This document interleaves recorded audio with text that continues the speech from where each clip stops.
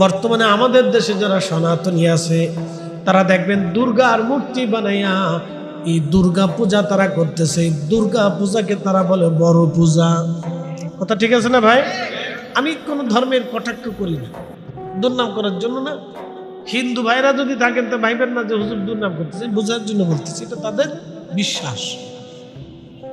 দুর্গার মূর্তি বানায়, কৃষ্ণার মূর্তি বানায়, শিবের মূর্তি বানায়, কালীর মূর্তি বানায়, লোকনাথের মূর্তি বানায়, এরপরে আপনার গণেশের মূর্তি বানায়, কার্তিকের মূর্তি বানায়, লক্ষ্মীর মূর্তি বানায়।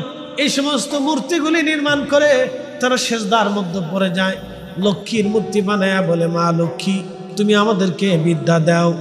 এরপরে আপনার দুর্গার সামনে সেজদায় পড়ে বলে মা দুর্গা তুমি আমাদেরকে নিরাপত্তা দাও, এটা দাও সেটা দাও, এই দাও সেই দাও। তারা এইগুলি বলতে থাকে, তারা এইগুলি তারা তাদের দুর্গা মা, তারা তাদের প্রতিমার সামনে তারা চাইতে থাকে। একসাথে বলেন তো আমরা সব কিছুর জন্য কার কাছে চাই?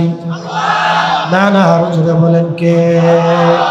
কুল হুয়াল্লাহু আহাদ আল্লাহুস সামাদ লাম ইয়ালিদ ওয়া লাম ইউলাদ ওয়া লাম ইয়াকুল লাহু কুফুওয়ান আহাদ।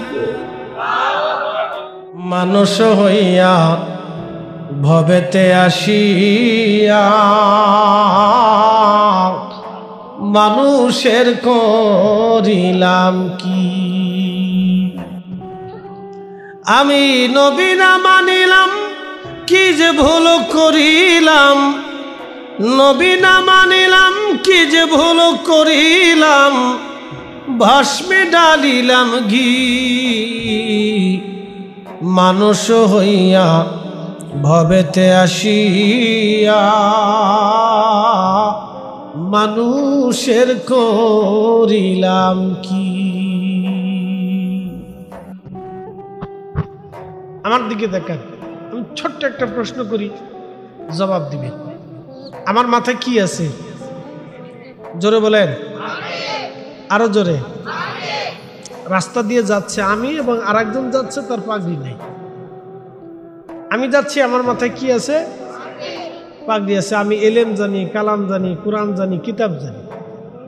নামের আগে মুফতি, আরো বহুত কিছু লকব সকব আপনারা দেন। জুব্বা চাবি, গাই দেওয়া, মাথায় পাগড়ি। তো রাস্তা দিয়ে যাওয়ার সময় একজন বৃদ্ধ বাবাজি ক্ষুধার কারণে বসে বসে কাঁদতেছে। তা আমার কাছে খাবার চাইলো, বাবা আমার কাছে খাইতে দেন। আমি ক্ষুধার্ত বৃদ্ধ, 3 দিন ক্ষুধায় কষ্ট যাপন করতেছি, বাবা আমার সাহায্য করে। তা আমি তারে দেখে চলে গেলাম।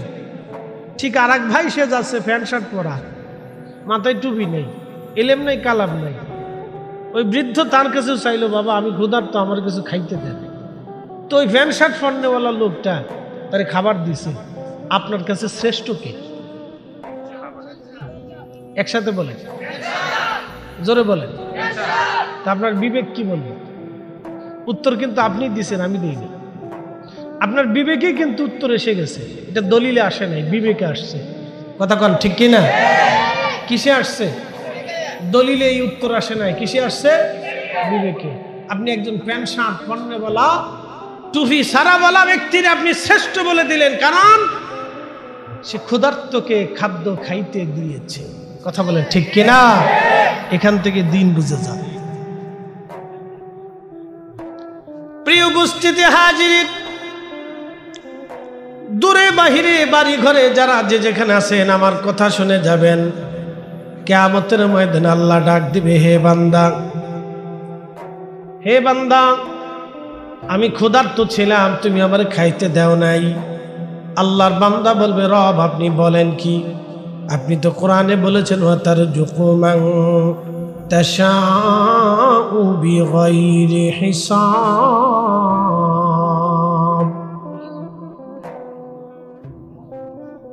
আপনি বলেছেন অগণিত রিজিক আমি যাকে খুশি তাকে রিজিকের মালিক আমি আল্লাহ বানায় দেই। আল্লাহ বলেন কি? আপনি কখন আবার ক্ষুধার্ত ছিলেন? আমার আল্লাহ ডাক দিবে, সহিহ মুসলিমে নবীজি বললেন, আল্লাহ বলবেন, হে বান্দা তোমার প্রতিবেশী, তোমার আত্মীয় স্বজনরা ক্ষুধার্ত ছিল, তুমি যদি সেই দিন তারে খাইতে দিতা, তাহলে আমি রব, আমি আল্লাহর খাবার খাওয়া হয়ে যাইতো। একবার জোরে বলা যাবে কি মারহাবা? বাবাজি খুব মনোযোগ দিবেন। কিয়ামতের ময়দানে আল্লাহ বলবেন, বান্দা তুমি আমাকে খাবার দাও না, আমি ক্ষুধার্ত ছিলাম। আল্লাহর বান্দা ডাক দিবে, আল্লাহ বলো কি? তুমি তো রাজ্জাক, রিজিক দেনেওয়ালা, তুমি তো আমাদের তকদির সৃষ্টি করেছো, রিজিক তুমি সৃষ্টি করেছো আল্লাহ, তুমি আবার কখন ক্ষুধার্ত ছিলা? আমার রব ডাক দিয়ে বলবে, বান্দারে তোমার প্রতিবেশী, তোমার আপনজনেরা ক্ষুধার্ত ছিল, তুমি আমার ক্ষুধার্ত বান্দাকে যদি সেই দিন খাইতে দিতা, তাহলে আমি রব্বুল আলামিনের খাবার খাওয়া হয়ে যাইতো। একবার জোরে বলা যাবে কি মারহাবা? আল্লাহর নবীর কাছে জিজ্ঞেস করা হলো, ইয়া রাসূলুল্লাহি আইয়ুল ইসলামি খায়রুন, ইসলামের মধ্যে উত্তম কাজ কি, ভালো কাজ কি, দয়া করে আপনি বলে দেন। প্রিয় নবী প্রথমেই বললেন, তুতঈমুত তাআম, তোমরা মানুষকে খাওয়াও। মারহাবা বলবেন না? সাহাবী জিজ্ঞেস করলেন, ইয়া রাসূলুল্লাহ ইসলামের মধ্যে উত্তম কাজ কি, দিনের মধ্যে ভালো কাজ কি? নবীজি বললেন, তুতঈমুত তাআম, তোমরা মানুষকে খাবার খাওয়াও। মানুষকে খাবার খাওয়ানোটা উত্তম কাজ। খুব ভালো মনোযোগ দিবেন। আল্লাহ কোরআনে বলেন, ইন্নাল্লাহা ইয়া'মুরু বিল আদলি ওয়াল ইহসানি ওয়া ইতা'i যিল কুরবা। আমার রব বললেন, আমি আল্লাহ তোমাদেরকে হুকুম করলাম, তোমরা দুনিয়াতে ন্যায় প্রতিষ্ঠিত করবা, ন্যায় বিচার প্রতিষ্ঠিত করবা। একসাথে জোরে বলা যাবে কি মারহাবা? কি প্রতিষ্ঠিত করবা? ন্যায়। জোরে বলেন কি? ন্যায়, ন্যায়, ন্যায়, ন্যায়, ন্যায়। হক প্রতিষ্ঠিত করবা, ইনসাফ প্রতিষ্ঠিত করবা। ন্যায়ের মানদণ্ডকে তোমরা সমুন্নত করবা। শোনেন, 40 বছরে আল্লাহ নবীজির শানে কোরআনের আয়াত নাজিল হয় নাই, 40 বছরে কোরআন আসে নাই, কিন্তু নবী ছিলেন। কথা ঠিক আছে না? 40 বছরে কোরআন নাজিল হয় নাই। সৃষ্টির প্রথম থেকে আমাদের নবী নবী, লা শাকা লা রাইবা, সৃষ্টির প্রথম থেকে নবী আমাদের নবী। 40 বছর পর্যন্ত কোরআন আসলো না, 40 বছর পর্যন্ত শরীয়ত আসে নাই। শরীয়ত, নামাজ আসে নাই, রোজা আসে নাই, কালেমা আসে নাই, যাকাত আসে নাই, হজ আসে নাই, তাহাজ্জুদ আসে নাই, হালাল হারাম আসে নাই, ন্যায় অন্যায় কিছুই আসে নাই। 40 বছরে কোরআন শরীফের একটা অক্ষর আসে নাই, শরীয়তের একটা বিধানও 40 বছরে আসে নাই। তাহলে বলেন তো, এই 40 বছরে আমার নবীর কাজ কি ছিল? 40 বছরে কোরআন আসে নাই। কোরআন না আসে মানে কালেমা আসে নাই, কালেমা শরীয়ত আসে নাই, নামাজ আসে নাই, রোজা আসে নাই, হজ আসে নাই, যাকাত আসে নাই, তাসবিহ আসে নাই, তাহলিল আসে নাই, হারাম নাই, হালাল নাই। 40 বছরে আল্লাহর আইন বিধান কিচ্ছু জমিনে আল্লাহ রাসূলের কাছে আসে নাই। 40 বছর পর্যন্ত আল্লাহ নবীজির কাছে শরীয়ত পাঠান নাই। তো 40 বছরে নবীজির কাজ কি ছিল? ভালো করে বুঝে যাবেন। 40 বছরে আল্লাহ নবীজি একটা মিথ্যা কথাও নবীজি বলেন নাই। একবার জোরে বলা যাবে কি মারহাবা? শোনা যাবেন। প্রিয় উপস্থিতি মা বোনেরা, ভালো করে শুনে যান। আল্লাহু আকবার। 40 বছরের জীবনে আল্লাহর নবীর জীবন থেকে একটা মিথ্যাও কখনো আপনি দেখবেন না। মিথ্যা না বলার কারণে মক্কার সেই জমানার মানুষেরা আমার নবীকে আল্লাহ আমিন বলতো, বিশ্বাসী বলতো। আর একটা বিষয় ছিল নবীজির, সেটা হলো আমানতদারিতা। আল্লাহর নবীর দরবারে কোনো মানুষ জাহিলিয়াতের সময় কোনো কিছু আমানত রাখলে নবীজি কখনো খেয়ানত করেন নাই। একেবারে চুলে চুলে পরিমাণে নবীজি সব আমানত বুঝিয়ে দিতেন। এই জন্য মক্কার মানুষেরা তাকে আলা আমিন বলতো, বিশ্বাসী বলতো। একবার জোরে বলা যাবে কি মারহাবা? আর আমাদের বাঙালি জাতির আমানতদারিতা যদি বুঝতে চান তাহলে আমানত ভাইরে কিছু টাকা হাওলাত দিয়ে দেখবেন। আমানত ভাইরে কিছু টাকা দেবেন, দেখবেন জুতা নাই, কি নাই, জুতা নাই, তারপরে সম্পর্ক নাই, 2 দিন পরে গালাগালি, তারপরে গুতাগুতি, এরপরে মারামারি, এরপরে পুলিশের কাছে যায়, স্যার একটা মামলা লেখেন। বলে কি মামলা? আমানত ভাইয়ের কাছে আমি টাকা পাই। বলে কত পান? 5 লাখ পাই। এটা আমাদের দেশ, এটা বাংলাদেশ। বাংলাদেশ দেওরাবাসী ভালো করে শুনে যাবেন। আপনি 40 বছরে রসুলের কাজ কি ছিল? আর একটা কাজ ছিল আমার নবীজির, সে কাজের নাম হলো রহমতের নবী। অনেক বড় এহসানওয়ালা ছিলেন, দয়াওয়ালা, দয়াশীল, দয়াময়। এই জন্য আল্লাহ বলেন বিল মুমিনিনা রাউফুর রাহিম। আমার নবী রহিম, মুমিনদের জন্য রহিম, দয়াময়। আমার নবী মুমিনদের জন্য দয়াময়। খুব ভালো করে শোনেন, শুধু এইখানে শেষ না। আল্লাহ বললেন ওয়ামা আরসালনাকা ইল্লা রাহমাতাল লিল আলামিন। আল্লাহ তার নবীকে বলেন আপনি তামাম জগতের জন্য রাহমাত। 40 বছর পর্যন্ত কোরআন আসলো না, 40 বছরে নবীজির কাছে শরীয়ত আসে নাই, 40 বছরের জীবনে আল্লাহর নবীর দরবারে শরীয়ত আসে নাই। কিন্তু রসুলের কাজ কি ছিল? মিথ্যা বলেন নাই, আমানতের খেয়ানত করেন নাই, দয়াশীল ছিলেন। আল্লাহর নবী 40 বছরে অনুপম চরিত্রের অধিকারী ছিলেন। তিনি এত বড় আমানতদার, মানুষের হাতে গালা আমিন বলল। শুধু এইখানে শেষ না, হে দেওরাবাসী শুনে যান। আপনি রাহমাতুল লিল আলামিন একটা সংগঠন তৈরি করলেন।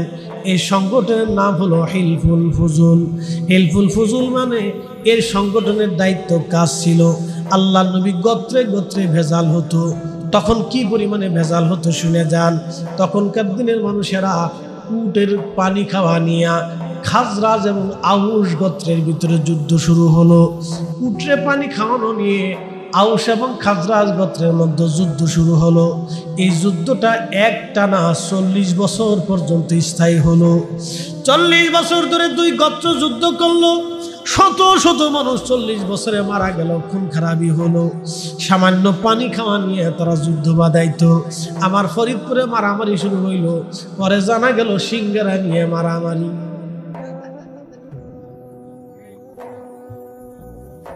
এই হবিগঞ্জের নবীগঞ্জে মারামারি সকাল থেকে সন্ধ্যা পর্যন্ত ভিড়ে ভিড়ি। কি কথা কন না কেন? ব্রাহ্মণবাড়িয়ার কথা আর বইলে লাভ নাই। না না, এই দরকার নাই। খালি মানসিক ব্রাহ্মণবাড়িয়ার দোষ দেয়, এর লাগে আমি আউটে করতেছি। এর লাগে ব্রাহ্মণবাড়িয়ার দোষ খালি সব জায়গায় দেয়, এর লাগে আমি আউটে করতেছি। এটার কথা বললাম না, দরকার নাই। টুকটাক ব্রাহ্মণবাড়িয়াতেও হয়, একবারে বেশি হয় তা না। ভালো লোক তো আছে, খারাপ দিয়ে তো আর ব্রাহ্মণবাড়িয়া চলে না। তো খারাপ হলে তো মাহফিল কেমন হয়? কি কথা ঠিক আছে না? ভালো লোক তো আছে। নবীগঞ্জে মারামারি। বাংলাদেশের এমন কোন জেলা নাই, এমন কোন থানা নাই যে থানায় জেলায় মারামারি না আছে। কি কথা কর না কেন? মারামারি কে নিয়ে লাগে? সামান্য বিষয় নিয়ে মারামারি হয়, দোকানের টাকা পয়সা নিয়ে হয়, ছেলে মেয়ে নিয়ে হয়। এরপরে আপনার বাচ্চা কাচ্চার মারামারি থেকে ফ্যামিলির মধ্যে মারামারি ছড়িয়ে যায়।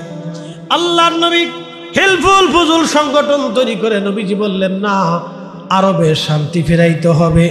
রাহমাতুল লিল আলামিন মারামারি কমাইলেন, মারামারি বন্ধ করাইলেন। একবার জোরে বলা যাবে কি মারহাবা? না না, আরো জোরে বলেন আল্লাহু আকবার। আর আমরা কি করছি ভালো করে বুঝে, আমরা কি করছি শুনেন। আল্লাহর নবী 40 বছরে মারামারি বন্ধ করাইলেন, যুদ্ধ বিগ্রহ বন্ধ করাইলেন, কাটাকাটি বন্ধ করাইলেন, খুন খারাপি বন্ধ করাইলেন। আমাদের দায়িত্ব ছিল সমাজ থেকে মারামারি বন্ধ করা, খুন খারাপি বন্ধ করা। অন্যায় অশ্লীল কাজগুলি বন্ধ করা, আমরা সেটা করতে পারি নাই। আমি সৌদি আরবের চাকরি করলাম, সৌদি আরব থেকে বাংলাদেশে আসলাম, মসজিদের মধ্যে এসে আমি শুরু করলাম বুকের উপরে হাত বেঁধে নামাজে দাঁড়াইয়া এমনি শুরু করলাম আমিন। আচ্ছা, তুমি 40 বছর পরে এসে বিরাট বোঝা বুঝলা, 10 বছর সৌদি চাকরি করে বাংলাদেশে ঢুকে তুমি মসজিদের ভিতরে গুচ্ছাগুচ্ছি শুরু করছো, তোমার নামাজ হয় না, নামাজ এমনি হয়। আরে বেটা, তো তোমার বাপে নামাজ পড়ছে, সে নামাজের হালত কি হবে? তোমার দাদাই পড়ছে, তো দাদার নামাজের কি অবস্থা হবে? তোমার দাদের বাবাই বা বাপে পড়ছে, তাহলে তার নামাজ কি হবে? তার বাপে পড়ছে, তার নামাজ কি হবে? তোমার 14 পুরুষ এইভাবে নামাজ পড়ে গেছে, তাহলে তার নামাজের হালত কি হবে? আগে তোমার বাপের নামাজের চিন্তা করো, তারপরে তোমার নামাজের চিন্তা করো। আজলিমি বগিচুকির একটা সীমা আছে। তোমার এই দেশে ফেতনা বাঁধানোর জন্য আল্লাহ পাঠাইছে না। 1450 বছর ধরে আমরা হকের উপরে আছি, কথা কর না কেন? 1450 বছর ধরে আমরা হকের উপরে আছি।